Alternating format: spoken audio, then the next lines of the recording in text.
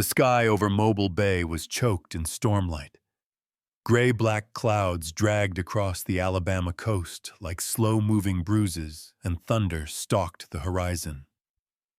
Jack Carter stood in the rusted shadow of the USS Resolute, the tugboat's towering hull blotting out half the yard. Rain had not yet fallen, but the air was swollen with it, heavy electric and quiet in the way danger often is. Ranger let out a low growl. Jack didn't need a translator. The old war dog only made that sound when something felt off, not a possum or raccoon, but trouble. Real trouble. Jack scanned the ship's hull. Even after decades of rot, there was something off about the Resolute. It was like standing in front of a coffin too big for the body inside. The tugboat had been dry-docked and abandoned since the early 70s, sold for scrap to anyone crazy or desperate enough to take her apart. Jack had just signed the deed 2 hours ago. Cash. No questions. The wind pushed harder now. The scent of salt and rust was thick enough to taste. Behind him, Tommy Delgado yelled over the wind. "You sure she's not cursed or something?" Jack didn't smile. Dead ships don't talk, son. But this one whispers. Tommy gave a half laugh, half shiver as he wrestled his hoodie tighter around his neck. "You always this creepy, or is that just the war talking?" Jack didn't answer. He was already walking boot steps heavy on gravel and steel shards as he approached the cargo ramp. Ranger followed close tail, low, head high. The dog's hackles had started to rise. Jack hadn't planned on buying another ship this year. He didn't need to. The salvage yard barely turned profit as it was. But something about the Resolute had gnawed at him when he first saw the listing. Maybe it was the shape or the history or the fact that it had no known final manifest. Whatever it was, it hadn't let go. The rain came all at once. Fat drops smacked steel and tarp like nails on tin. Jack ducked under the main hull and gestured Tommy in. "We'll take the engine room first. That's where the real money is." Tommy squinted through the dark.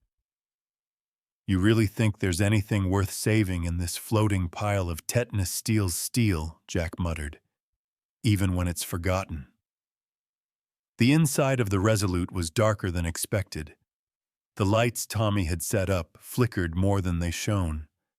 Everything was coated in decades of grime oil soot, and the kind of mildew that comes from things no longer remembered.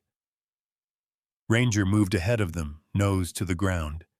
He stopped at the base of a sealed steel hatch, the entry to the engine compartment.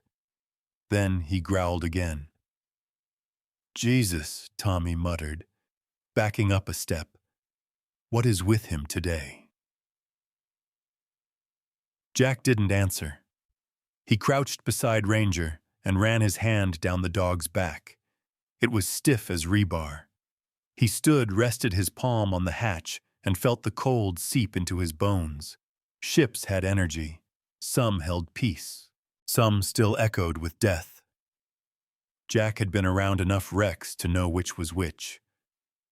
This one whispered. He clicked the latch. The door creaked but didn't open. "Sealed shut?" Tommy asked. Jack shook his head.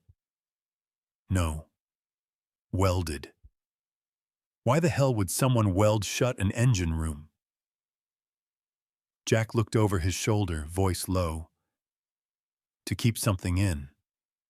Or to keep someone out. Tommy blinked. "You're not serious." But Jack had already pulled out his cutting torch. The process was slow, deliberate. Jack didn't like surprises, especially ones wrapped in 50-year-old metal. As sparks lit up the narrow corridor, shadows danced across the walls. The flame licked through rust and steel until the door groaned forward an inch. Enough to let air through. And with it came a stench. Oil. Fuel. And something older. Something wrong. Tommy gagged. That smell, don't breathe deep, Jack warned, stepping forward. He shoved the hatch open. The engine room loomed before them, a cathedral of corroded machines and dangling pipes. Chains hung from the ceiling like vines. Pools of old diesel shimmered on the floor like oil-slick ghosts. Jack stepped inside first. Ranger didn't follow. Tommy hesitated at the threshold. I thought dogs were supposed to love this kind of thing. Not when it smells like death, Jack muttered. The center of the room was dominated by the main diesel engine, massive, greasy, hunched like a sleeping animal. But Jack's eyes were drawn to something else, a vertical fuel tank tucked near the back wall. It looked different. No rust bubbles, no leaking joints. It stood too clean in a sea of decay. Tommy noticed it too. Weird. That one looks brand new. Jack approached slowly, boots echoing against metal. The tank wasn't new. It was just untouched. He laid his palm on it. Cool, dry, intact. Help me check it, Jack said. Tommy fetched a flashlight and hammer.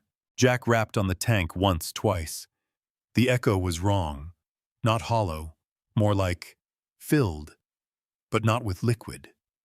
He tapped again, then pressed his ear against it. There it was. The whisper.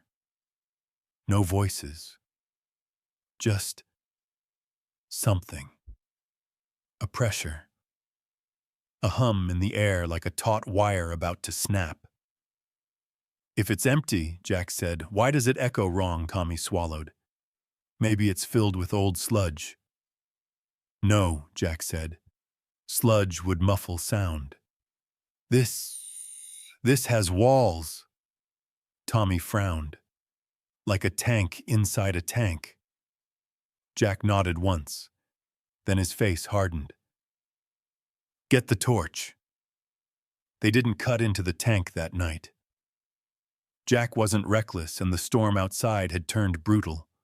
But as they backed out of the engine room and sealed the hatch behind them, he couldn't shake the feeling in his gut that whatever was inside that tank wasn't meant to be found. Not by accident, and not by men like him. Back in the yard office, Jack pulls out the original blueprints of the Resolute. Under rainlight and tension, he traces his finger to the fuel system. The tank in question. It's supposed to be hollow. Completely hollow. He doesn't say a word. He just stares at the page, heart picking up a beat. Something's been added to this ship. Something secret. And tomorrow they're going to cut it open. The rain hadn't let up. Jack stood at the edge of the salvage yard at first light, boots already soaked, coffee gone cold in his hand. The blueprint lay open on the hood of his pickup, edges fluttering in the wind. He'd circled the tank in red pen, Tank C3, which the diagram clearly marked as one large, uninterrupted fuel reservoir.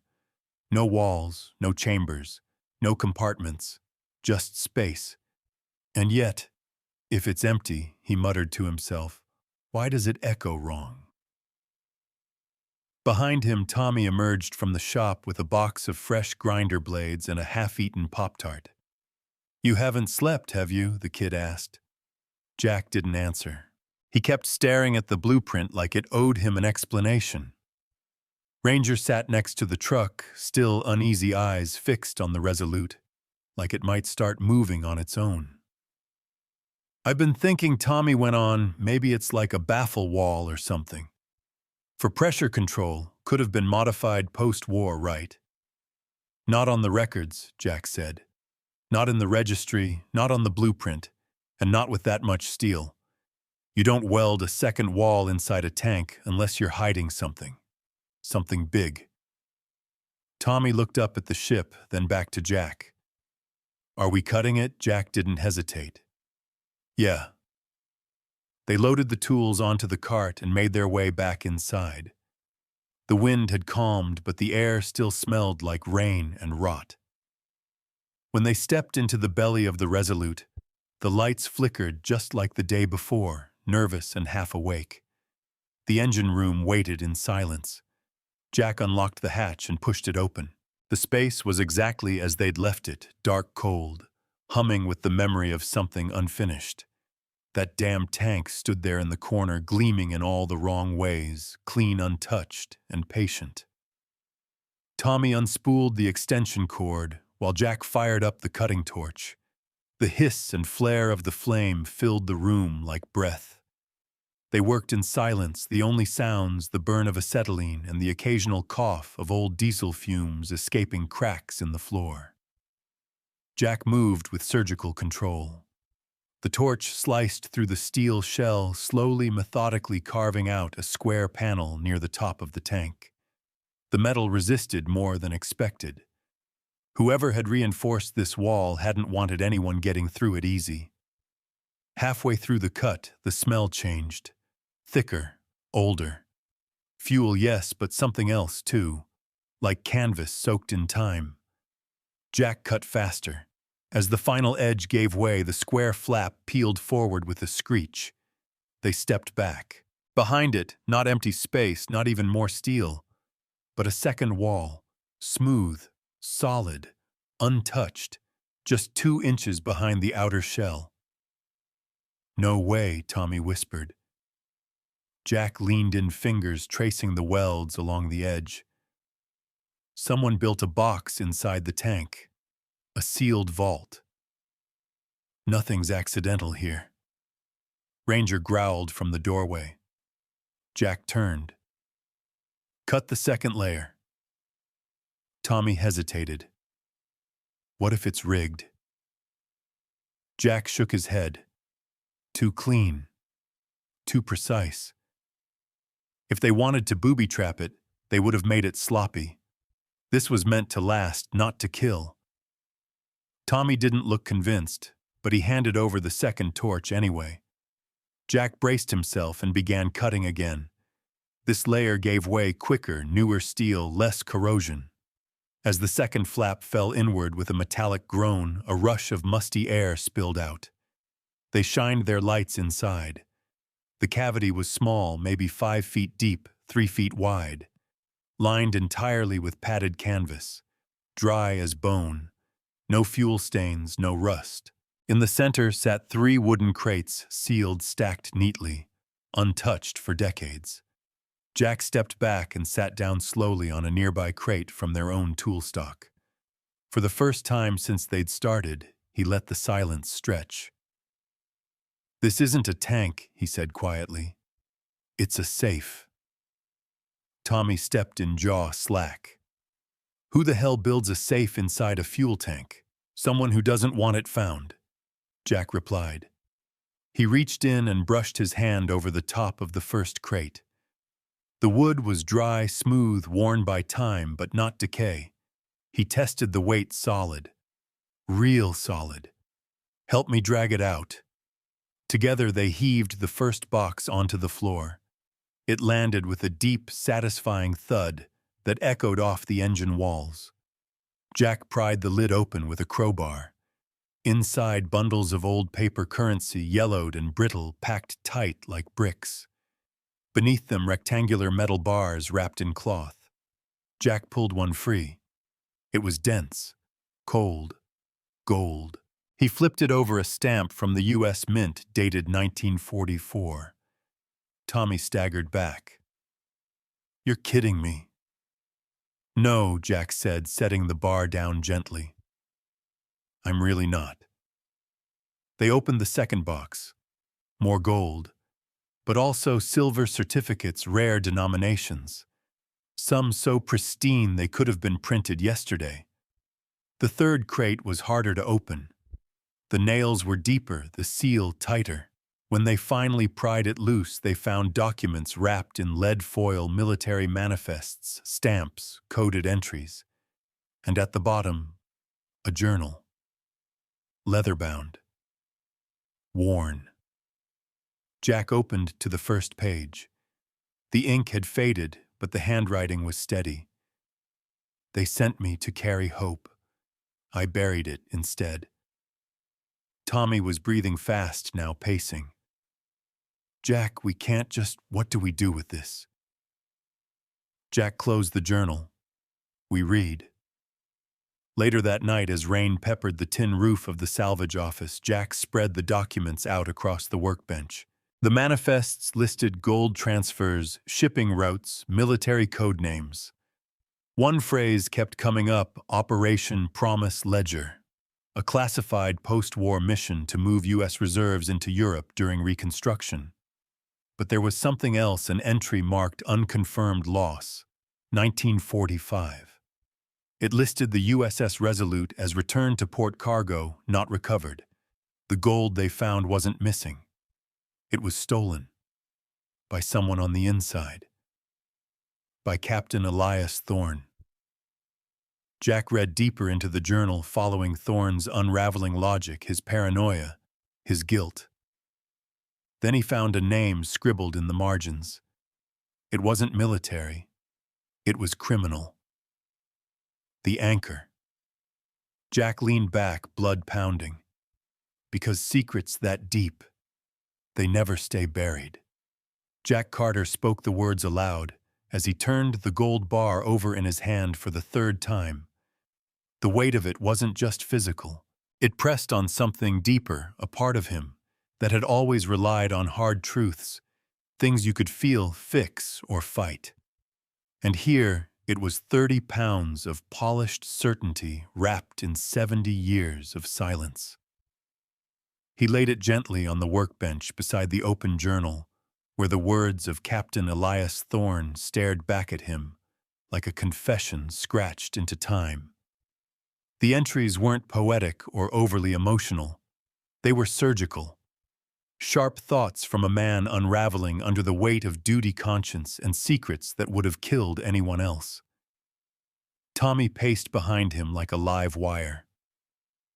So, let me get this straight, he said, gesturing wildly between the crates. This guy Thorne was sent to deliver government gold to Europe after the war, and instead he built a secret vault in a fuel tank and just kept it.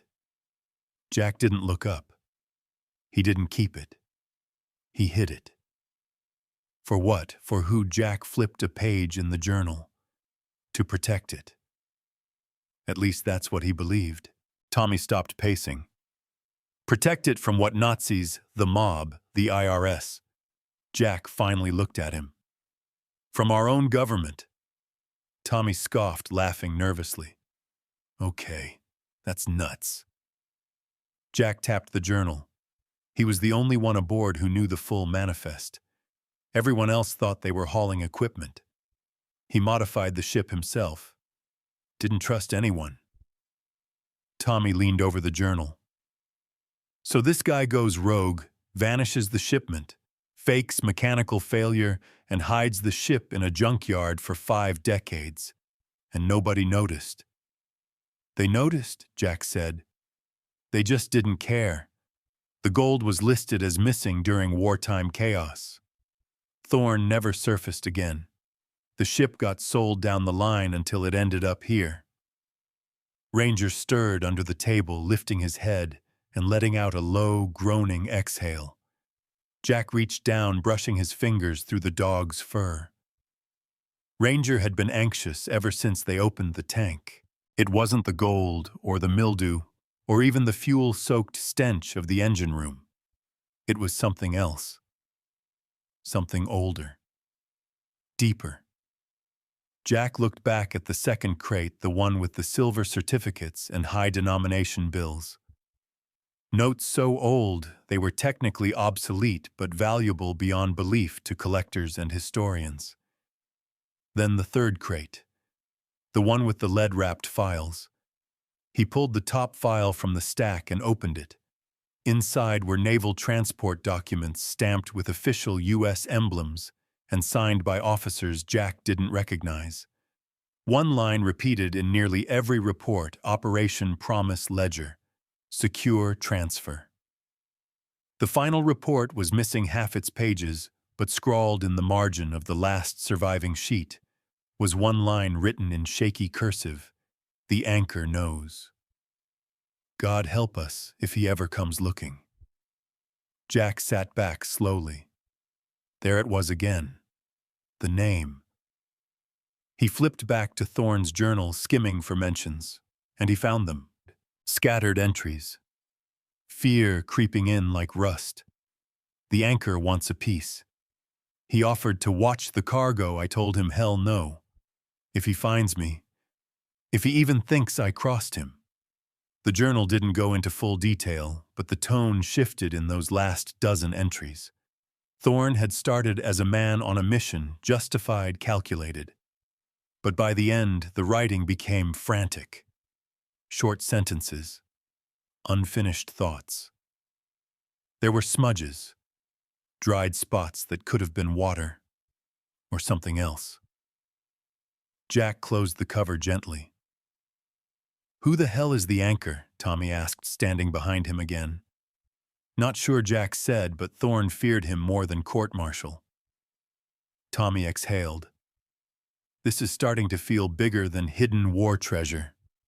Like cartel-level big. Jack nodded slowly, then stood. "We're going back into the engine room." "What now?" "Yeah. We need to check the other fuel tanks. All of them." Tommy looked at him like he'd lost it. "You think there's more? I think we've only scratched the surface." They suited up again, flashlights, gloves, masks. The air inside the Resolute was thicker than before, like the secrets had shifted with the storm. Ranger refused to enter this time. He stood at the hatch and barked loud and sharp, tail stiff. Tommy flinched. "Okay, he's officially freaking me out." Jack stepped in anyway. This time he ignored the canvas vault, ignored the crates. He walked the full length of the engine room, studying the other tanks D1 through D4. All looked standard. All looked corroded. Except one. Tank D2 had a strange ripple along its edge. A welding scar, faint but visible. Jack knelt down and ran his fingers across it. "Modified," he said. "But not like the last one. This is recent. Rough." Tommy looked nervous. "So?" "Someone else added it." Jack stood. Or Thorne did it in a rush. He tapped the tank. Hollow. Normal. Then again. The echo wasn't right. He tapped once more. It reverberated, but with a faint skip, like something solid sat just behind the shell. He stood back, arms folded, thinking. His mind moved like it had in combat, checking angles, lines, patterns. Something about this tank didn't match the rest. Tommy walked up slowly. "You thinking what I'm thinking?" "That depends," Jack said. "You thinking bomb?" Tommy turned pale. "I was thinking mold." Jack didn't answer. His jaw tightened. "Let's not cut this one," he said. "Not yet." They left the engine room in silence. Jack locked the hatch behind them, and for a long moment he just stood there, hand on the cold steel, listening. No whisper this time, just a hum in his ears, something warning him. Back in the office, he made a call. It rang 6 times before a woman's voice picked up, smooth and no nonsense. "May Washington." "This is Jack Carter," he said. "I need legal on a recovery." "What kind of recovery?" "Historical, naval, and possibly explosive." There was a pause. Then her voice sharpened. "Mr. Carter, I don't do jokes before coffee." "I'm not joking." "Then you better not be lying." Jack looked at the gold bar again. "Steel don't lie," he said. "People do." As Jack ended the call, he returned to the journal and flipped to the very last page. There, barely legible, were 3 words scrawled with a shaking hand. "I wasn't wrong." And in that moment, Jack realized Thorne didn't regret what he'd done. He regretted what was coming. The next morning broke without sunlight. just a low gray murk hanging over the bay like fog that forgot how to lift. Jack Carter sat alone at the workbench, coffee gone cold, again journal open in front of him. The leather cover had softened from the rain the night they pulled it out. The ink inside was older than his own father. They sent me to carry hope. I buried it instead. That sentence had been circling in Jack's head since he read it. It sounded like a man trying to justify a betrayal or explain a sacrifice. Maybe both. Tommy came through the shop door, rain dripping off his hoodie. So what now? You gonna tell that Washington lady everything I already did, Jack said, not looking up. She's on her way. Tommy dropped into the seat across from him, still jittery. I barely slept. Kept thinking about that journal. It's like... He wanted someone to find it eventually. He did, Jack said, but only the right someone. Lucky us. Jack didn't answer. He turned another page. Thorne's handwriting was steadier here. The early pages read like an officer's log, clean, dated, precise. April 22nd, 1945. Cargo secured at Naval Depot 47. Manifest classified. Orders issued by Commander Atwell. April 27th. Crew briefed told its medical supplies and comms gear. Only I know the truth. 14 crates. $22.8 million in gold bullion. $5 million in silver certificates. Backup ledgers stored separately. April 29th. My gut says this will be misused. Transferred through unofficial ports, non-military hands. War is ending, but corruption moves faster than peace. Tommy leaned over the pages, so he knew from day one he wasn't going to deliver the shipment. Jack shook his head. Not at first. But something changed. Somewhere between the orders and the ocean, he made a call. He turned to the next entry. May 2nd. Made contact with civilian logistics team at Marseille. One of them slipped. Mentioned private acquisition groups waiting for delivery. Not aid, not support, just leverage. Gold as politics. May 4th. I've decided. I won't let it happen. Tommy blinked. He went rogue. Jack's jaw flexed. He went moral. They read more. Thorne had modified the Resolute himself, welded the internal vault, created the false tank, faked system failures to limp the tug back to U.S. waters without triggering alarms, docked her in a decommissioned yard, then vanished. But in the final pages, the tone shifted. Fear crept in. Words turned erratic. May 12th. The anchor has found me. He knows I took the bonds. I didn't. I only saw the compartment because I had to rewire the engine panel. He didn't want the gold. He wanted the other stash, the one hidden before I ever boarded. Jack leaned back, staring at those lines. He didn't just steal from the Navy, he murmured. He stepped on something darker. Tommy swallowed, and he was scared enough to disappear forever. There was a sharp knock at the door. Jack looked up. Mae Washington stepped inside like she owned the damn place. Tailored black coat, dark jeans, hair pulled tight, eyes sharper than cut glass. You the one with the tugboat full of problems, she asked. Jack stood. Jack Carter. I know. You're all over my inbox this morning. Homeland Security flagged your name after I ran the manifests. She glanced at the gold bars on the bench, the journal, the crates behind them. Hell of a mess. Tommy stepped forward. You believe it's real, Mae turned to him. Son, if it wasn't real, you'd already be arrested for fraud. This much documented, stamped, and classified cargo turning up after 70 years. The Treasury wants it. The Navy wants it. And trust me, so do a few folks you don't want to meet. Jack crossed his arms. What's our move first? You don't touch anything else, she said.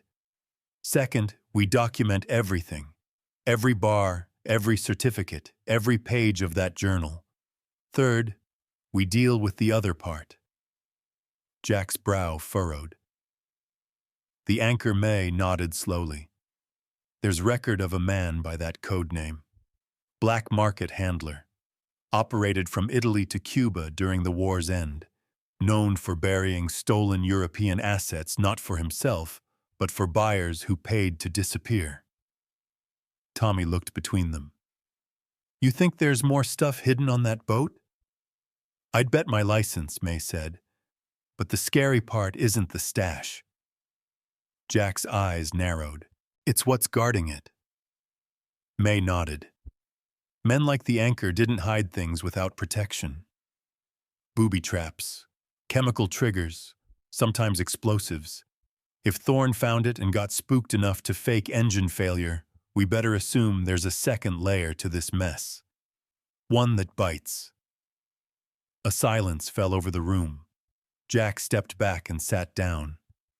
He looked at the crates again, the gold, the paper, the fear, and then back to the journal. There's a page we missed, he said quietly, taped into the back cover. He peeled it open gently. It was a hand-drawn sketch, a side diagram of the Resolute's engine bay scrawled with notes.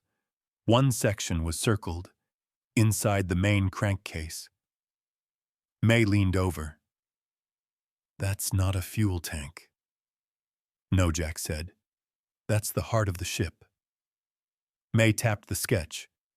Right there. He marked something. Secondary cavity.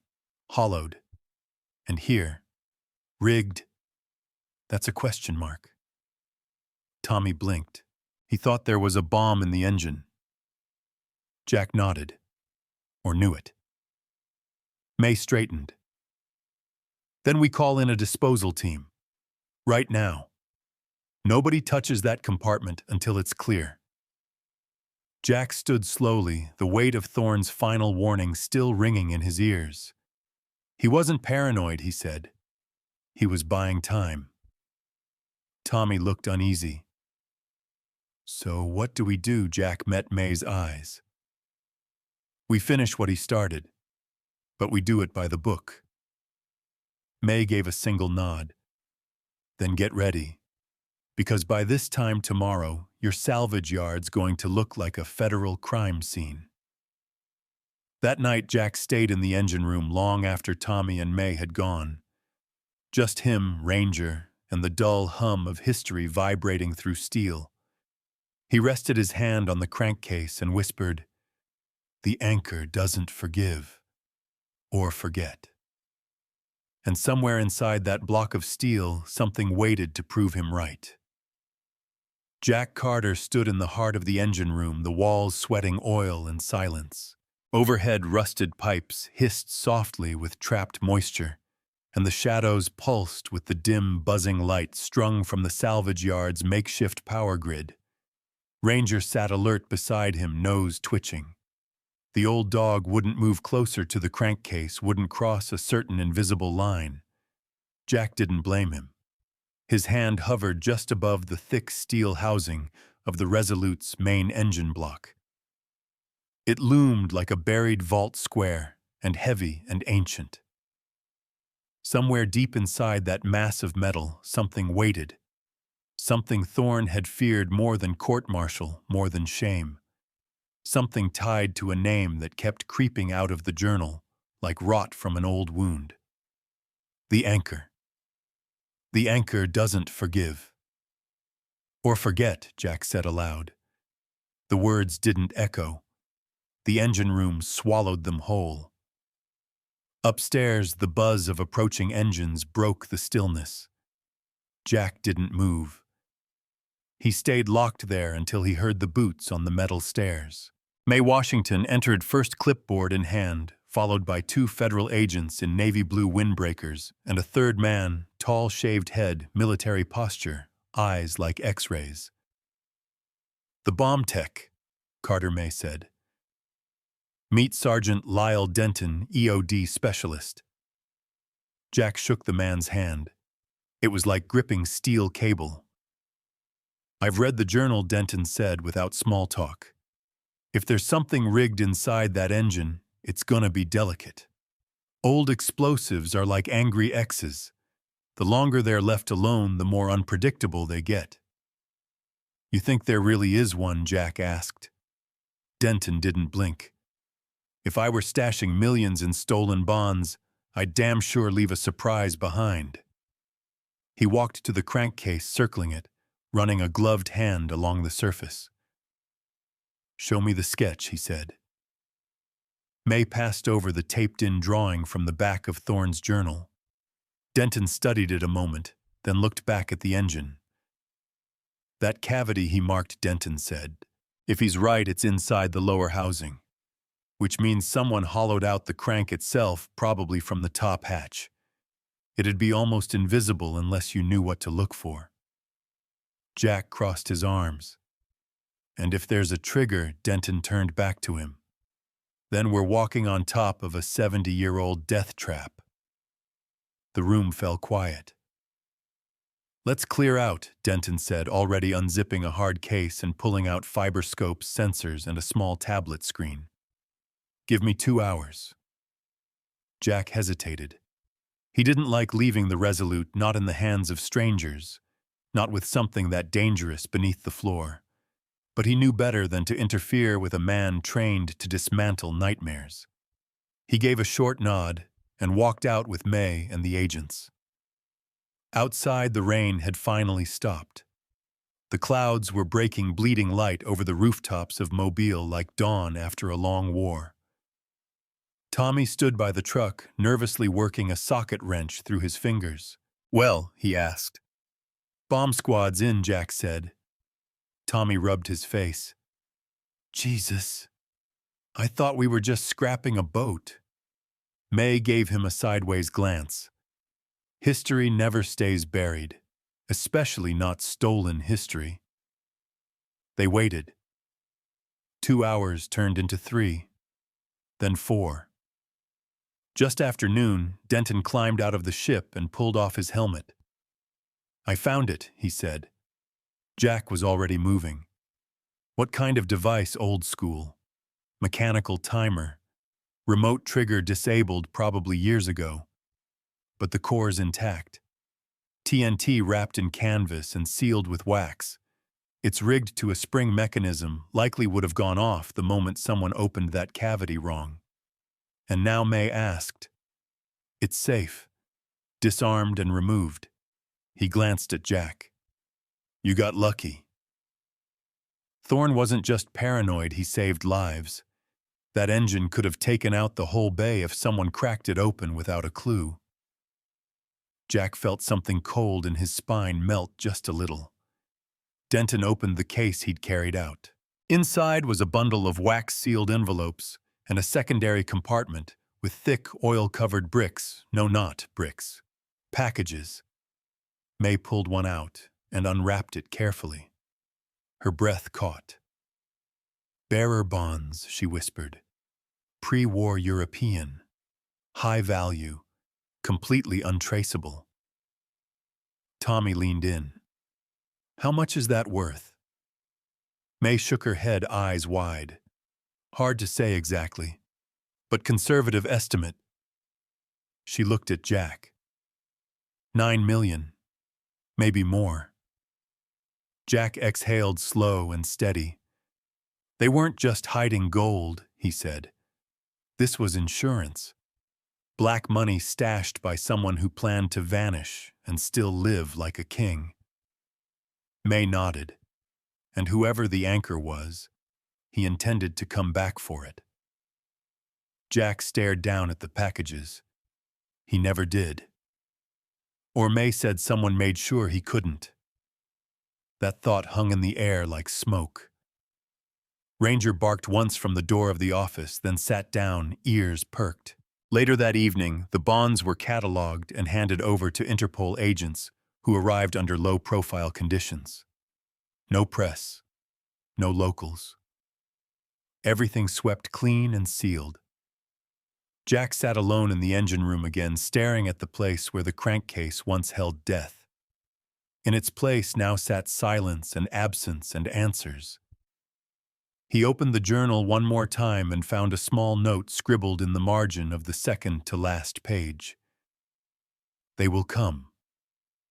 Maybe not for the gold, maybe not for the bonds, but for the silence.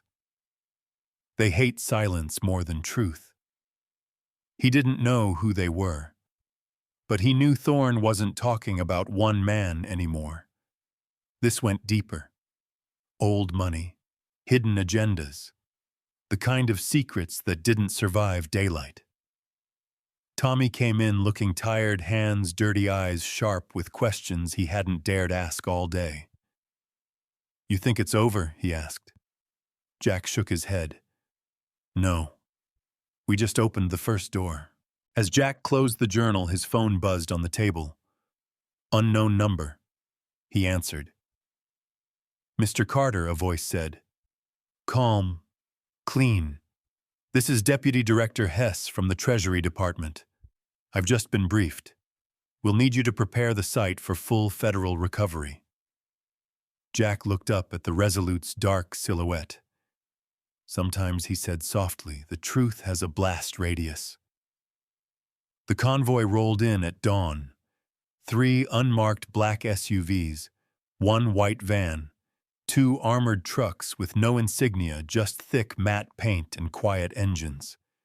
Jack Carter stood at the gates of the salvage yard, hands in his jacket pockets, watching them park in formation like a slow, coordinated invasion. Mae Washington was already there, clipboard under her arm, dark glasses hiding what little sleep she'd gotten. She stepped forward as the first vehicle opened. A tall man in a gray government suit stepped out. He moved like someone used to clearing rooms with words instead of guns. Square jaw, neutral smile, cold eyes. "Mr. Carter," he said, extending a hand. "Deputy Director Ellis Hess, U.S. Treasury Department, Historical Recovery Division." Jack shook his hand firm and unflinching. "You've been briefed enough to cancel my weekend." Tommy hovered nearby, eyes darting between the agents unloading equipment. Cameras, sealed crates, radiation detectors. "This is really happening," he muttered. "Yeah," Jack said, "and this is just the warm-up." Inside the Resolute, the engine room had been cleared, sanitized, and sectioned with industrial lighting. Denton's bomb squad had already filed their final report, no additional threats. But everyone walked like they were still expecting something to tick.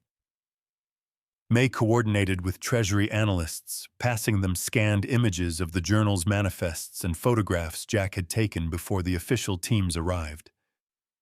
Everything had to be logged, every bar of gold, every document, every whisper of evidence. Jack stood off to the side, Ranger by his boot, watching it all unfold. Hess approached him again, holding a secure tablet. "We believe you recovered approximately 70% of the documented gold shipment," he said. "And now, with the bearer bonds confirmed, this recovery qualifies under federal asset reclamation statutes." Jack didn't say anything. Hess went on. "In plain terms, Mr. Carter, you've unearthed one of the largest cold case recoveries in U.S. history. We've been looking for this shipment since 1945. Some believed it never even existed." "It existed," Jack said, "and someone wanted it to disappear." Hess nodded. "That brings me to the next issue." He tapped his tablet. "We ran every page of that journal through our intelligence archive. Cross-referenced names, code words, cipher trails.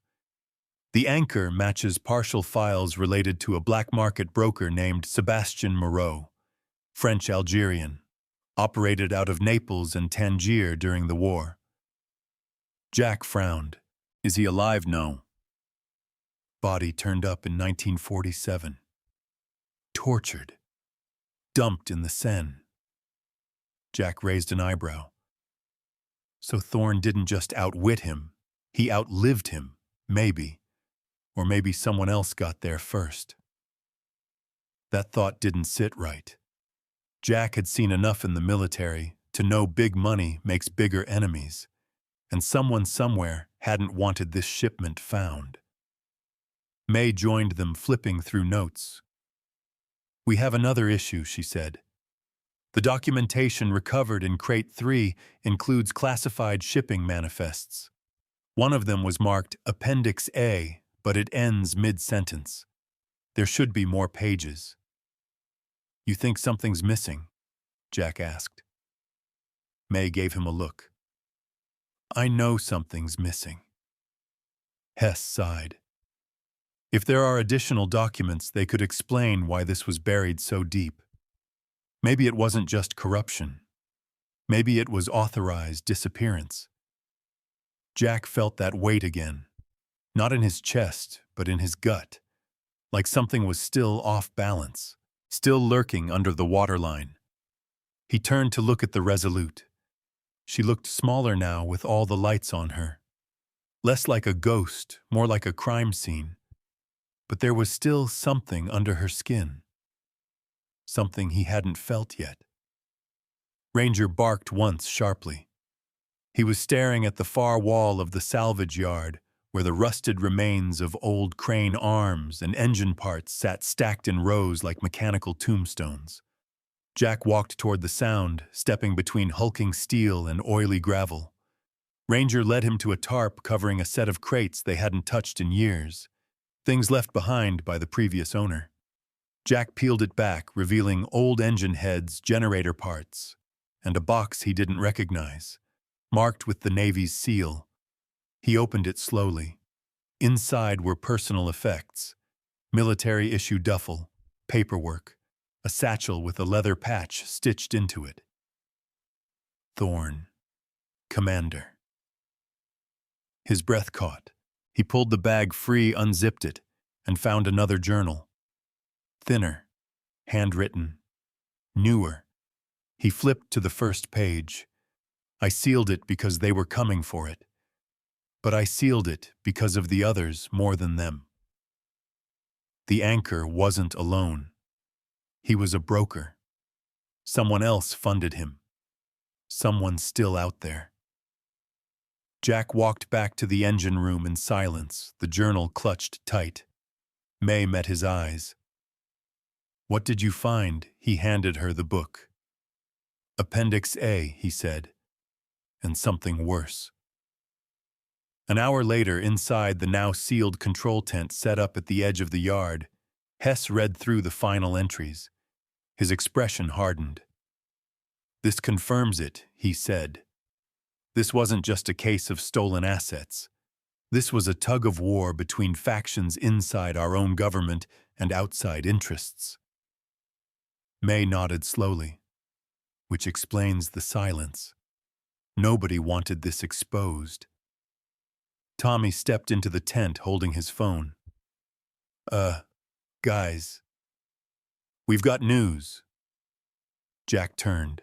"What kind?" Tommy turned the screen around. It showed a news alert, unconfirmed rumors, historic naval recovery operation underway in Mobile. Sources report major federal presence at local salvage yard.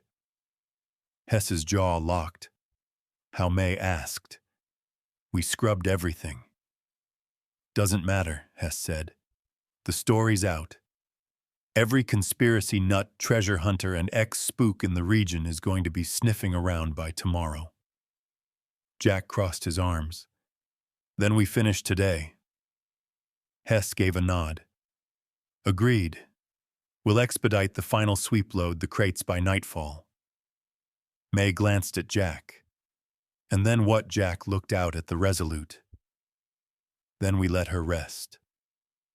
That night, after the last truck left, Jack and Tommy stood under the floodlights, the empty engine room echoing around them. Tommy exhaled. You think that's it? No more surprises? Jack looked back at the sealed cavity inside the crankcase, at the cold steel now hollow again. Some treasures, he said, were never meant to be spent. And somewhere in the shadows of the Resolute, the echo of those words lingered like a breath still waiting to be exhaled. Night fell over Mobile with a kind of hush that felt unnatural, like the world was holding its breath. The salvage yard, usually a noisy sprawl of banging steel and diesel engines, now lay still under the pale sweep of security lights. The USS Resolute stood at the center of it all, emptied of its gold, its secrets, and most of its crew. But Jack Carter couldn't sleep. He stood alone at the edge of the dock. Ranger curled quietly at his feet, eyes half closed, but alert. The ship loomed behind them like a monument to everything that had gone unsaid. Jack sipped bitter coffee from a rusted thermos, his mind chewing through the puzzle he couldn't put down. Somewhere in the chaos of journals, manifests, and sealed compartments, a truth had been buried deeper than any crate of bullion. Some treasures were never meant to be spent, he whispered. He meant it. Some things were meant to be protected, not profited from.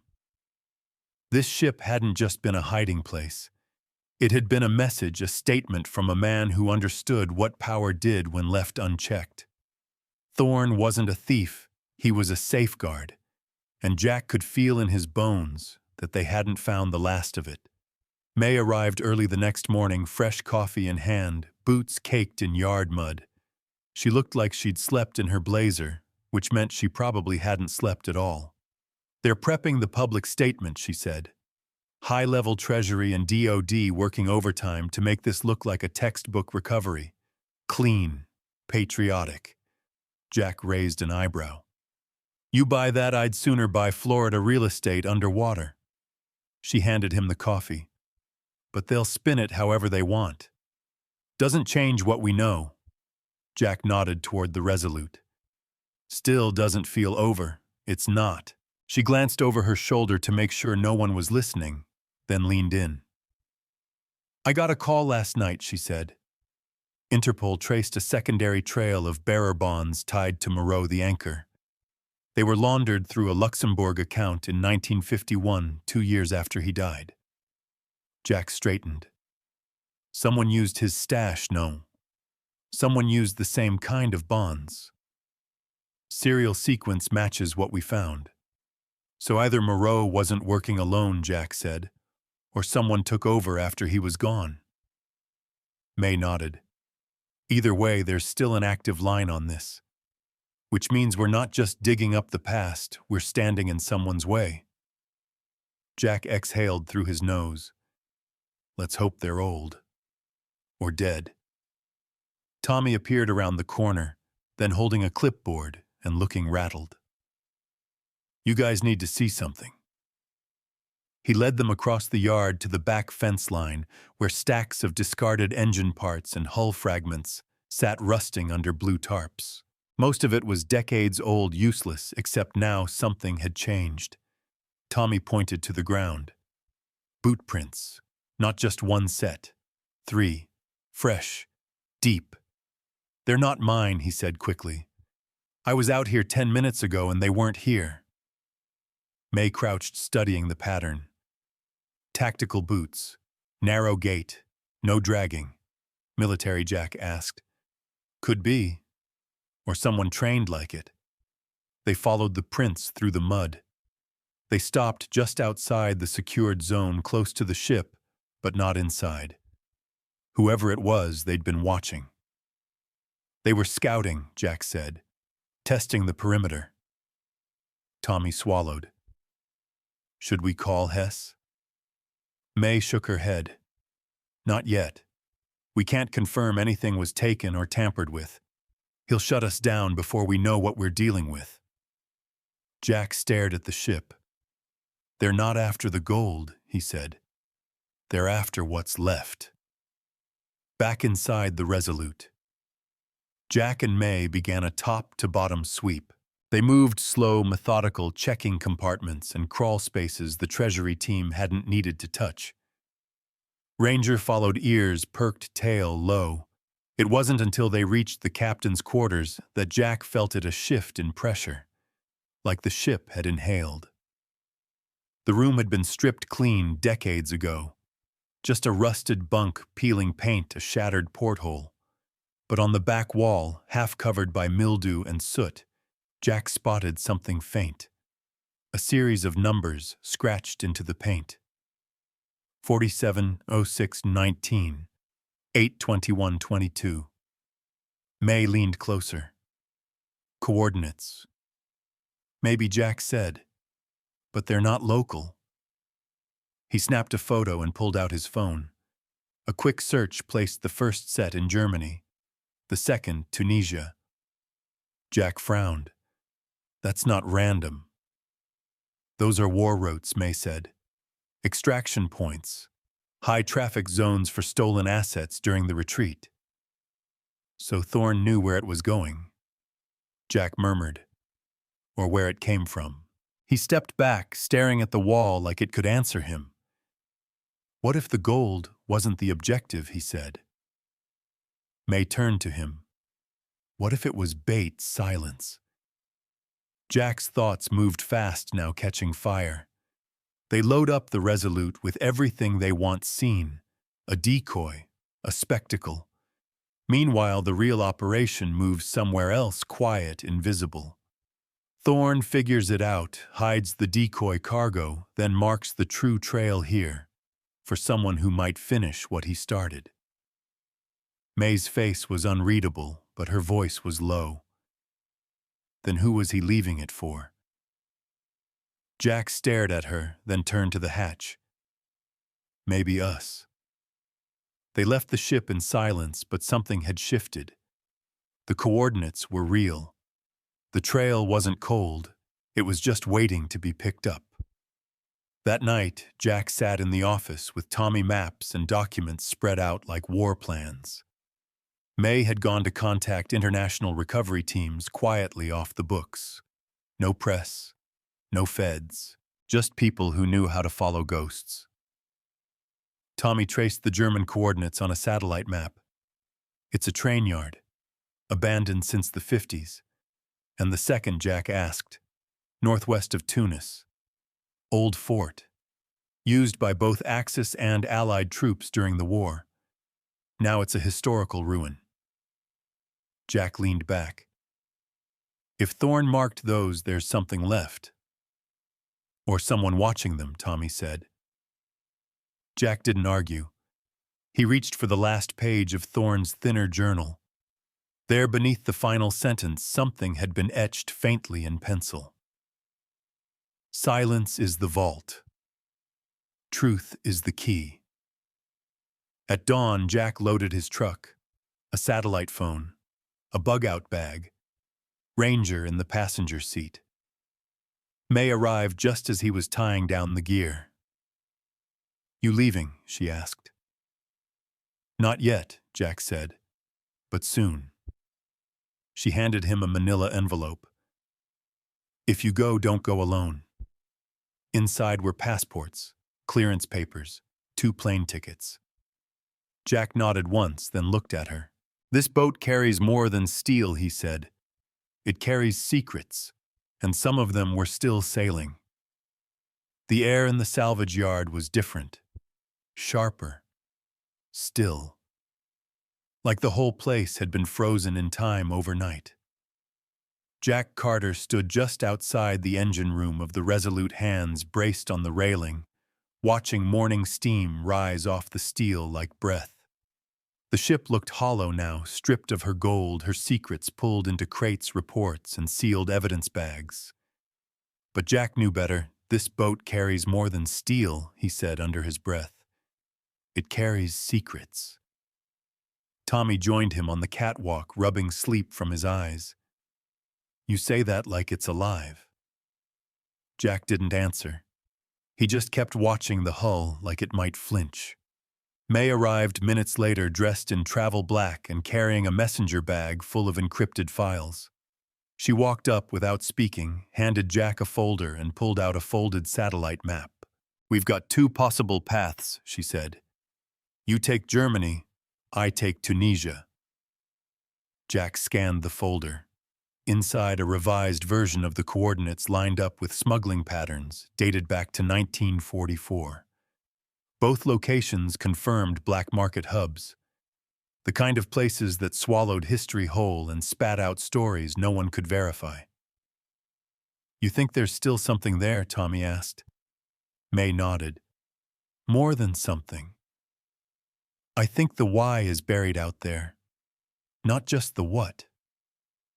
Jack looked over the map, heart tight in his chest. Every move forward felt like digging into Thorne's mind, and maybe his regret. "I leave at first light tomorrow," May said. "Interpol's running a shadow op. Unofficial. No press." Jack closed the folder. "Then I'm leaving tonight." Tommy's head shot up. "What a loan I'll take, Ranger," Jack said, half smiling. "He's better than TSA." Tommy looked down.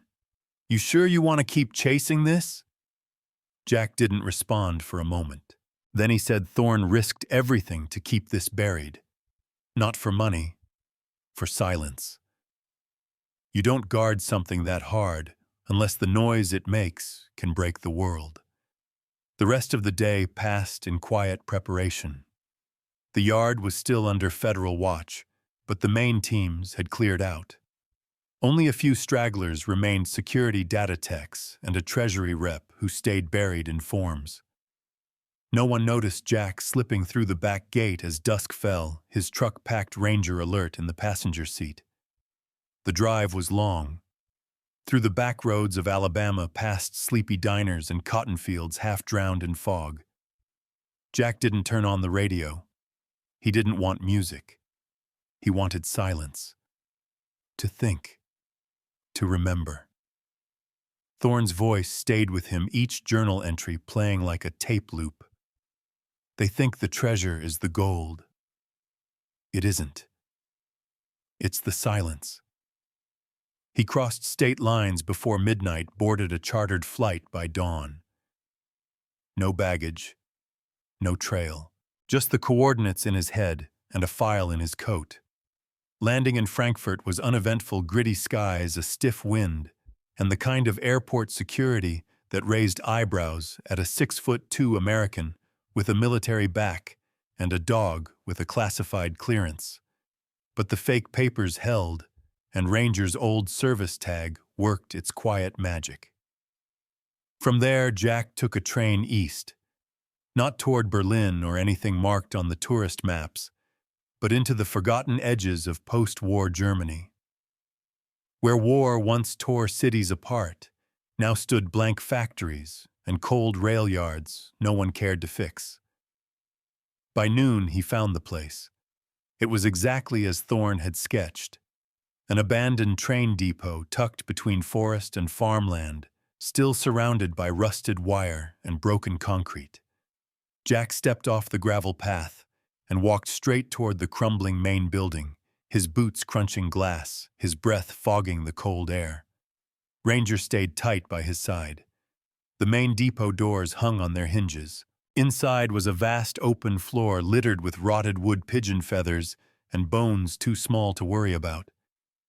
But Jack wasn't here for the building.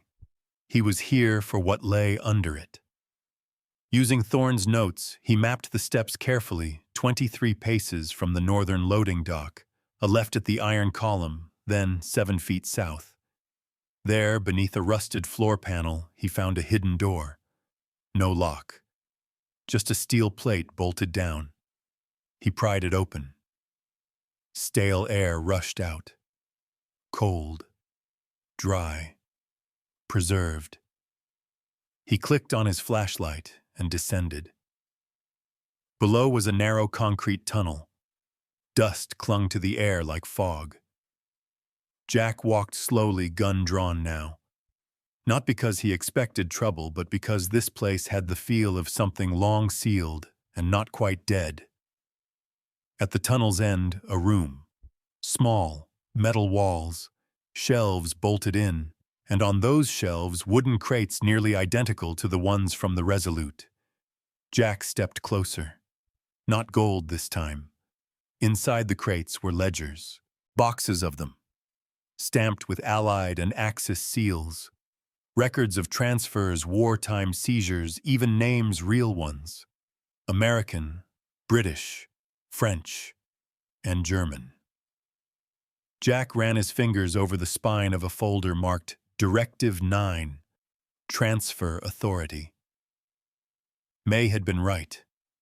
This wasn't just a smuggling route. This was a warehouse of proof. He pulled open the next crate. Inside were photographs, dozens of them, black and white. Some blurry, some clear as glass, faces of men shaking hands, documents being signed, crates being loaded not just with gold, but with art.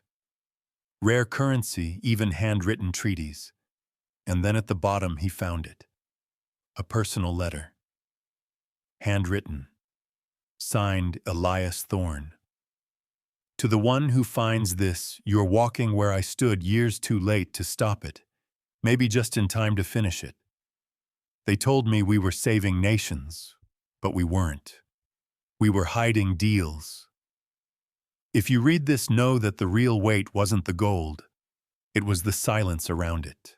Jack sat on the floor, stunned. The silence in that moment was total. No wind, no echo, just the hum of truth vibrating in his bones. He stayed there a while, until Ranger whined softly. Time to go. He loaded 2 crates into a small dolly he found in the corner, snapped photos of everything else, and made his way out.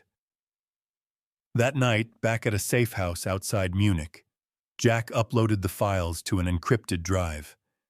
He sent 1 copy to May, 1 to Interpol, and kept 1 for himself.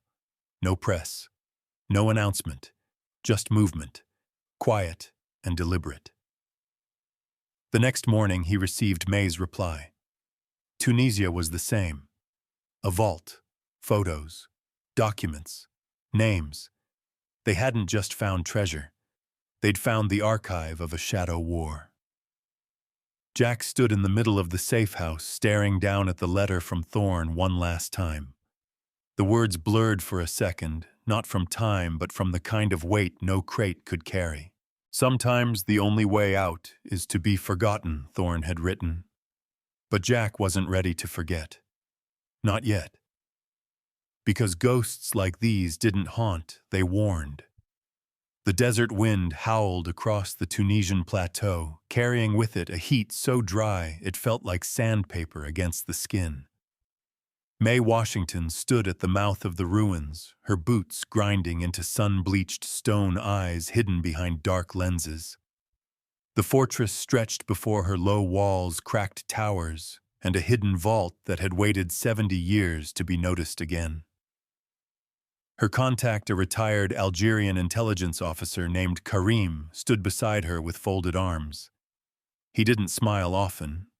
He didn't talk much either, which suited May just fine. "This is the place," he said, voice rough with dust and age. "No one comes here unless they're paid to forget." She nodded. "Good. We came to remember."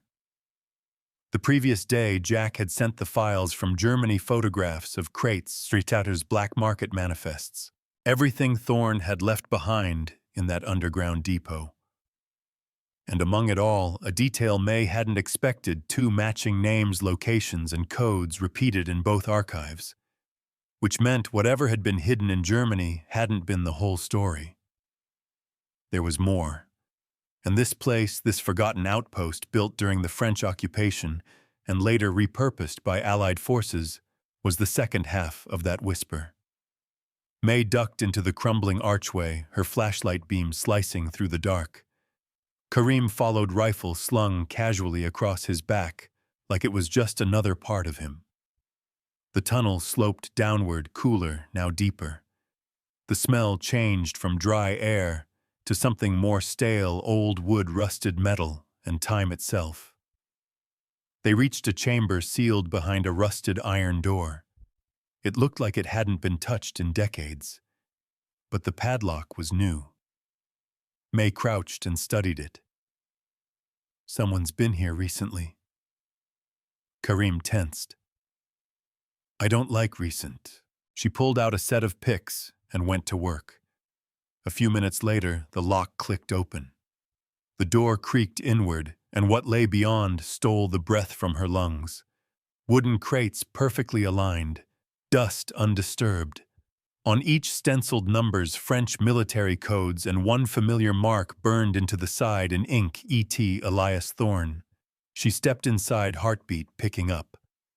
Her gloved fingers brushed a crate lid. She pried it open carefully and gasped. Not gold, not bonds, but documents. Stamped, sealed, yellowed with time, but preserved with care. She pulled one free. Directive 9. Consolidated Asset Diversion, Mediterranean Wing. Another matched the ones Jack had found. Cross-referenced names, operation titles. But this batch went deeper. She found files detailing civilian targets, offshore banking networks, and the purchase of political influence in post-war governments. France, Greece, North Africa, even the United States. Her throat tightened. This wasn't just theft. This was infrastructure. A system of redirected wealth, not to hide it, but to build something with it. Karim stepped beside her and looked over her shoulder. You understand what this means, May nodded slowly. Yeah, I do. These documents, they built empires. Real ones. Quiet ones. She found another envelope sealed in wax. Inside photographs. Elias Thorne shaking hands with a man May didn't recognize but who wore the uniform of a high-ranking Allied liaison. The date, August 1945. Months after the war was officially over. A note attached read, Insurance. In case I disappear, let the truth remain in pieces. May sank onto one of the crates, pulse hammering in her ears. It was too much, too massive. She thought they were chasing a crime. What they were uncovering was a parallel history, one rewritten in real time by men who knew gold could speak louder than guns. Back in Germany, Jack had told her, silence is the vault. Truth is the key. Now she understood what he meant. They weren't just finding what had been hidden. They were opening the vault. She snapped photos of every page, every stamp, every symbol. Then she called Jack. He picked up on the second ring. I found it, she said. The other half. And Jack, it's worse than we thought. His voice was quiet. How bad? They didn't just steal from the government. They became it. This money, it built shadow networks that are still active. A pause. Then we finish this. May nodded to herself. You copy the German files to 3 encrypted drives. Already done. 1 to Interpol.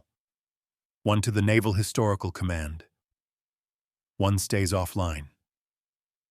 Good. Do the same with this batch.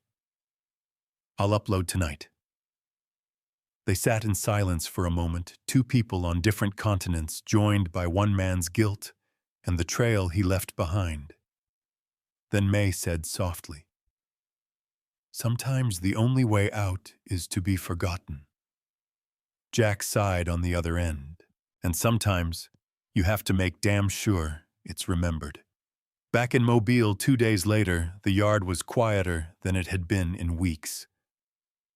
The federal teams were gone, the Treasury files locked away, and the Resolute sat like a fossil, her bones picked clean, her secrets unearthed.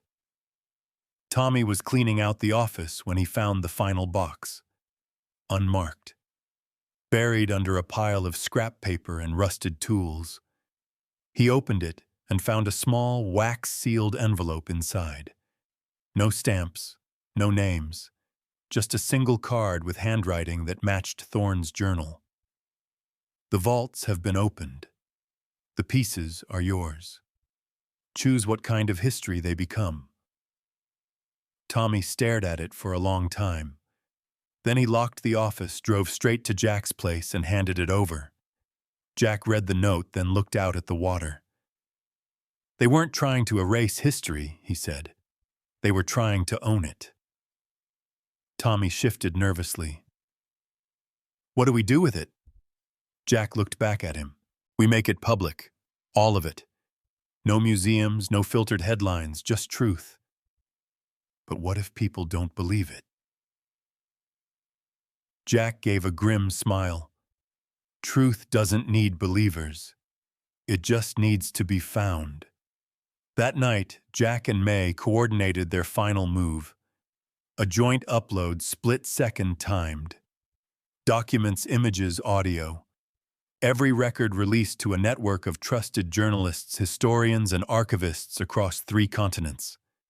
Within hours, the files went live, and the world, already spinning fast, tilted just a little more. The headlines exploded. Lost WW2 archives. Reveal shadow network of post-war asset redirection.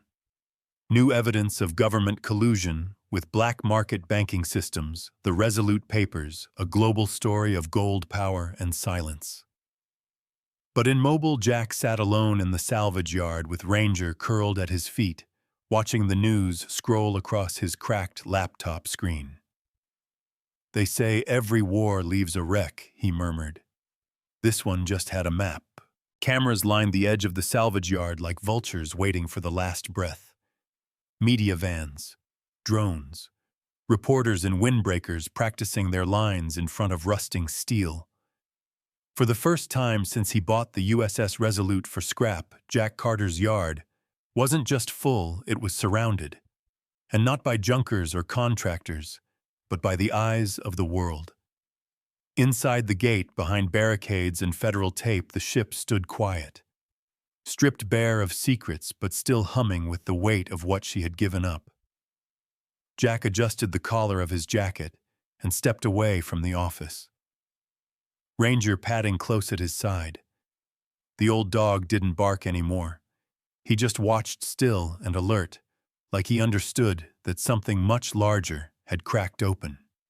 Tommy stood by the entrance, nervously fidgeting with a clipboard and a clean shirt he hated wearing.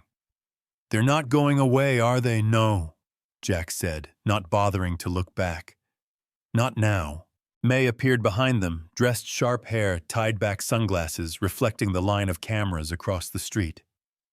The press conference starts in 20. Treasury, DOD, and the State Department are all speaking. They won't tell the truth, Jack muttered.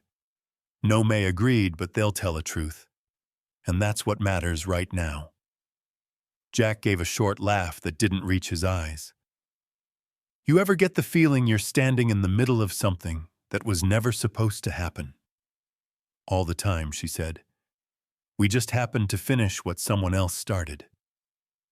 They walked back toward the staging area where rows of folding chairs and a temporary podium had been set up beside the ship. Agents in suits flanked the area, checking badges and scanning the crowd for threats that might still linger beneath the surface. On a small table near the podium sat 3 crates, symbolic ones, of course. One filled with declassified documents, another with sealed evidence bags, and the third with a single gold bar and a bearer bond encased in glass. The Resolute's heart now on display. Jack stood behind the rows, refusing the invitation to speak. He wasn't here to be thanked. He was here to witness. A Treasury official, young, clean-cut, and well-rehearsed, stepped up to the mic. Every war leaves a wreck, he began. This one just had a map. Jack stiffened at the words. His words. Used like a tagline, scrubbed of the blood and weight they carried when he'd said them. We stand here today, the official continued, not only to celebrate the largest historical recovery of stolen U.S. assets in modern history, but to honor the individuals who helped bring the truth to light. Jack turned slightly toward May, who just shrugged. They wanted a quote, she said. Yours was better than anything they wrote. He grunted. That's not the point. The speech went on acknowledging international partnerships, vague references to previous oversight failures, and a nod to Elias Thorne's journal as a critical piece of naval history recovered from obscurity. Obscurity. Jack nearly scoffed. What Thorne did wasn't obscure. It was deliberate, dangerous, and necessary. May leaned closer. It's not about the words. It's about the record. Once the archives go public, no one can put the genie back in the bottle. Jack watched the crowd. There were historians, foreign officials, quiet men in tailored suits who didn't blink when the gold bar was mentioned. He recognized one or two from photos in Thorne's files, descendants maybe, or ghosts still walking. When the speeches ended, the press swarmed. Jack didn't move. He let the questions swirl past him like smoke. Ranger growled once at a cameraman who got too close, and that was enough to clear some space. It wasn't until later, after the crowd had thinned and the sun dipped low over the bay, that Jack returned to the ship one last time. He stepped through the hull, walked the narrow corridors that had once held secrets tight behind steel and silence. The engine room was empty now. No crates. No canvas-lined vault, just rust and echo. He placed his hand on the crankcase. I hope we did it right, he whispered. I hope you'd understand. From his coat pocket, he pulled the last page of Thorne's journal, the one with no ink, only pressure marks. Under blacklight, it had revealed one final message. If you've found this, don't let them bury it again. Jack folded the page and tucked it into a sealed envelope. He walked out of the ship and crossed the yard to where May and Tommy were loading a final box into a locked case. You heading out? May asked. Jack nodded. We've done what we can here. Tommy wiped his hands on his jeans. What about the rest of it, Germany? Tunisia? The offshore accounts, Jack looked at them both. We started something. We follow it through. Even if it pisses off half the planet, Tommy asked. Jack cracked a smile, especially then. May handed him a flash drive. All copies. Every ledger, every photograph, just in case. He pocketed it. You trust anyone else with it? Not really, she said. They stood there a while, the sky darkening, the world slowly spinning again. But something had shifted. Like a weight had been lifted and another had been placed in its stead. Responsibility. Truth once revealed had a habit of demanding more. May's phone buzzed. She read the message, then looked up at Jack. Interpol confirmed. One of the bank accounts we flagged in the files, it was accessed. 2 days ago, from Buenos Aires. Jack's jaw clenched. So someone's still out there. Looks like it. Then it's not over. No, May said. It's just changed shape. He looked back one last time at the Resolute, now bathed in floodlight, polished for the cameras. But beneath the paint and steel, he knew what she really was. A crime scene, a confession, and a promise. Weeks later, the checks cleared. The reward payments, the finder's fees, the international credits from various agencies who considered the recovery an act of public service. Jack didn't smile when the money hit. He just wired a third of it to Tommy's new shop, a third to May's legal foundation, and the rest into an account under no name but one-word vault. Because gold buys freedom, but truth buys peace. The wire transfer came in at 2:17 a.m. No fireworks, no alerts. Just a quiet notification on a locked triple encrypted screen, $6,500, $1,000. Funded. U.S. Treasury Division, Historical Asset Recovery. Jack Carter sat alone in the dark office above the salvage yard, the faint glow of the monitor casting blue across his lined face. Outside, the world slept. Inside, a lifetime of dust and secrets had finally turned to numbers. He leaned back in the old swivel chair, exhaling slowly, as if waiting for a weight he hadn't realized he was carrying to lift. It didn't. He closed the laptop and reached for the manila folder sitting beside it, May's final paperwork signed and notarized. Clean, legal, ironclad. The U.S. government had officially recognized his role in the recovery of the Resolute's cargo, as well as the additional discoveries in Germany and Tunisia. The press had called it a patriotic breakthrough. Jack knew better. He walked outside into the cool Alabama night. Ranger followed silent as always, padding beside him like a shadow that wouldn't leave. Across the yard, Tommy's new shop lights were still on. Jack could see him through the window sleeves rolled up deep into some restoration project. Young hands building something new from something old. That part made Jack smile.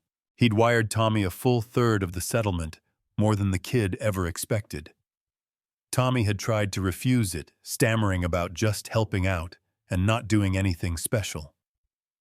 Jack had just looked at him and said, "You showed up. That's rare." Now Tommy's garage was humming part mechanic shop, part historical restoration business, with the Resolute's starboard anchor mounted near the entrance like a badge. The second third had gone to May. She used it to launch the Ledger Initiative, a non-governmental watchdog that specialized in tracking lost and laundered wartime assets. She already had cases pending in Belgium, Croatia, and Singapore. Her motto scrawled across the top of their bare-bones website, "Truth doesn't fade. It waits." The last third, Jack hadn't touched it. He'd opened a blind trust under one-word vault. No names, no flags. Just a place to put something that wasn't meant to be spent, at least not yet. Gold buys freedom. Truth buys peace. He lit a cigarette, his first in years, and leaned against the truck, staring out at the bay. The water was still dark, unmoved by everything that had changed around it. That felt right. He thought about Thorne again, the man who had started all of this with a choice. A risk. A line in the sand carved in steel and silence. Jack wondered what Thorne would have done with $6.5 million. Probably nothing. Probably would have burned the check and gone right back to hiding. But that wasn't Jack's path.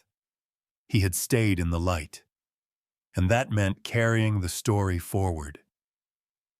The next morning, reporters tried calling. They always did. Jack didn't answer. He didn't care about talk shows or book deals.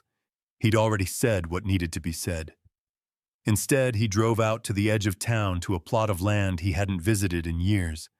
A flat, quiet stretch by the marshes where the wind carried more memory than sound. He parked the truck and opened the tailgate. Inside sat the last major piece of the Resolute, her gutted engine block mounted on a reinforced frame. Cleaned, polished, preserved. The place where Thorne had hidden not just explosives and bearer bonds, but a silent truth too heavy for words. Jack and Tommy had agreed to make it a museum piece. Not a tourist attraction. Not a monument. Just a reminder. He placed a small plaque beneath it. For those who chose silence so the truth could survive. Below it, no names, no dates. Just that line. People would come. Some would understand. Most wouldn't. But the story would be there. Waiting. Later that week, May flew back into Mobile for the dedication. She didn't bring cameras. She didn't wear black. Just jeans and a linen shirt, sleeves rolled, hair down. "Nice plaque," she said, brushing dust off the metal. "You still refusing to give a speech?" Jack shrugged. Didn't feel like saying more than that. She looked around the small space, bare walls, industrial lighting, and a handful of artifacts from the ship. A rusted door, a broken compass, Thorne's journal under glass. You could build this out, you know, she said. Make it something bigger. Jack shook his head. I don't want big. I want honest. May smiled. There's not much of that left. They stood together for a long time in the quiet, until finally she said, We should talk about the next move. You already know mine. Yeah, she said, but they don't. She handed him a small envelope, plain unmarked. Inside a flash drive and a plane ticket. South America, she said. That Buenos Aires account lit up again. Not much, but enough. Jack didn't open it. Just looked out the window where the engine block sat like a sleeping sentinel. You think someone's still running it? May nodded. I think someone inherited it. The anchor's dead, but his map still lives. Jack didn't reply right away. He thought about Ranger. About the first time they found the false fuel tank. About the weight of a single gold bar and what it really meant. I'll think about it, he said. May smiled. That's the most I've ever gotten out of you. She left later that day, headed back to D.C. to deal with diplomatic fallout and senators suddenly interested in things they'd ignored for decades. That night, Jack walked the yard one last time. The ship was gone now, dismantled and sold. Only pieces remained. But that was enough. History didn't need to be whole to be real. Sometimes the fragments told more than the facade ever could. 2 weeks later, a letter arrived. Handwritten, stamped from Arizona. No return address. Inside a note. I knew Elias. Not well, but enough to know he never wanted to be a hero. He just wanted the truth to rest somewhere safe. I think you found that place. At the bottom, a name, Samuel Thorne. Jack read it twice, then looked out at the bay. Some things rust, he whispered, others echo. And behind him, in the quiet of the museum space, the engine block said nothing. But somehow he heard it. The desert was colder than Jack expected. Not the sharp bite of winter, but the kind of slow, dry chill that sank into your bones and stayed there. The sun was still rising behind the hills of Mendoza, painting long orange streaks across the valley, and for a few quiet moments, Jack Carter stood on a gravel overlook with his hands in his coat pockets, watching the light crawl over a land he'd never planned to see. Below the vineyard, rolled out like a blanket, rows of perfect symmetry, untouched by war or time. But somewhere beneath it, in the stone cellar of an old villa, was the last living thread in a story 75 years long. He reached into his coat and touched the envelope again, the one May had given him. The flash drive inside carried more than just coordinates. It carried patterns, wire transfers, a network that didn't die, it just adapted. The vault never closed. It just changed names. Behind him, the wind stirred. Footsteps. Jack didn't have to turn. He recognized May's gait, the steady rhythm heels crunching dirt and rock with practiced certainty. You didn't open the letter, she said, as she came to stand beside him. I didn't need to. She smiled faintly, holding a coffee in one hand and a folder in the other. You're still not the speech type, huh?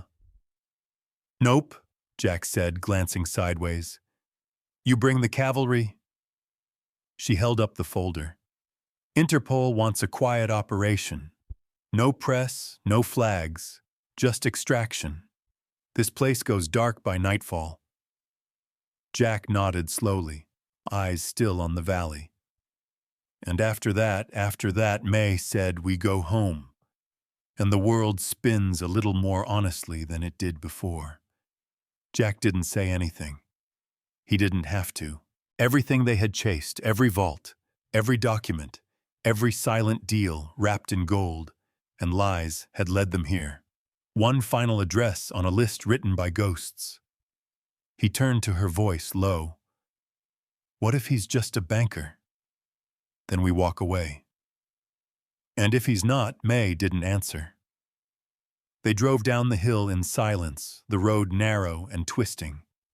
Ranger, older now, rode in the back seat, still alert despite the years.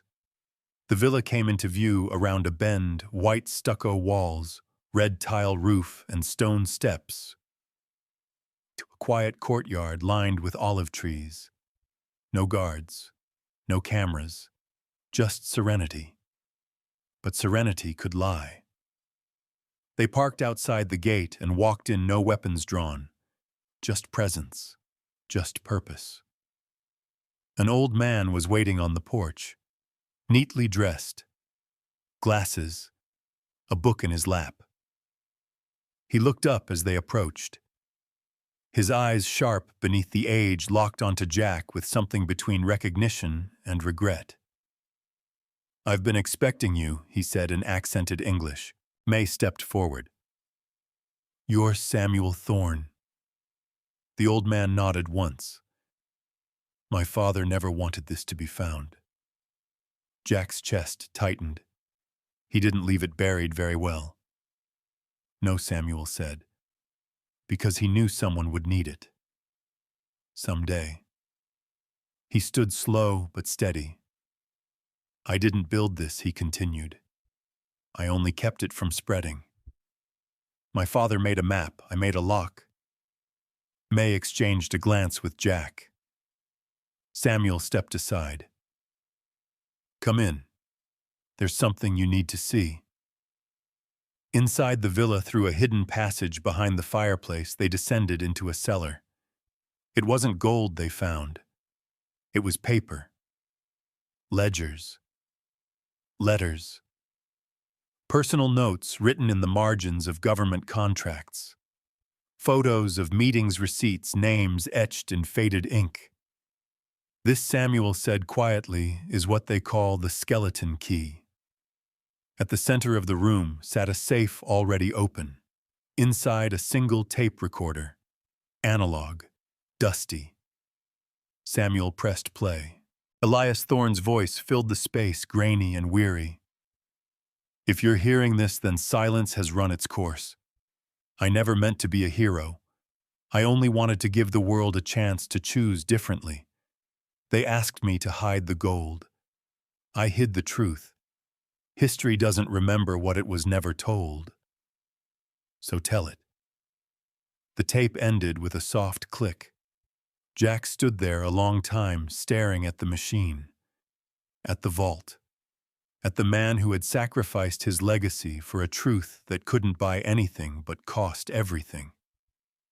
He looked at Samuel. "Why now?" The old man smiled. "Because I watched too many people build walls with what should have been mirrors." Outside, the wind picked up. By dusk, the cellar had been documented. Sealed. Samuel Thorne was taken into protective custody, not as a criminal, but as a keeper. Someone who had made a choice to hold rather than sell. And when Jack stepped back into the light, the vineyard quiet behind him, he knew what came next. They weren't treasure hunters. They were truth shepherds. 2 weeks later, back in Mobile, the last exhibit was installed at the small museum beside the bay. Not gold, not guns, not flags. Just one wall etched with a sentence. "Some truths are too heavy for history, but not for memory." Jack stood alone in front of it that evening, hands in his pockets, Ranger by his side. May had already flown back to D.C. Tommy was opening his second shop in Charleston. And Jack, for the first time in years, wasn't chasing anything. He was just there. The museum was empty. No tours today, no flashing cameras. Just the hum of the lights and the echo of a ship long gone. He walked to the final case and placed one object inside, a rusted key. Not from the Resolute, but from the cellar in Mendoza. The one that opened the room, the safe, and maybe the final chapter of something never meant to be closed. And above it, he added one last line. The vault was never about gold. It was about choice. He locked the case, turned off the lights, and stepped outside into the wind. The story was over now, not in the sense that it was finished, but in the sense that it no longer belonged to them. It belonged to the world, to the questions it would raise, to the truths it would shake loose, to the people who'd ask why it had stayed buried for so long. But maybe Jack thought some stories need to sleep before they can be heard.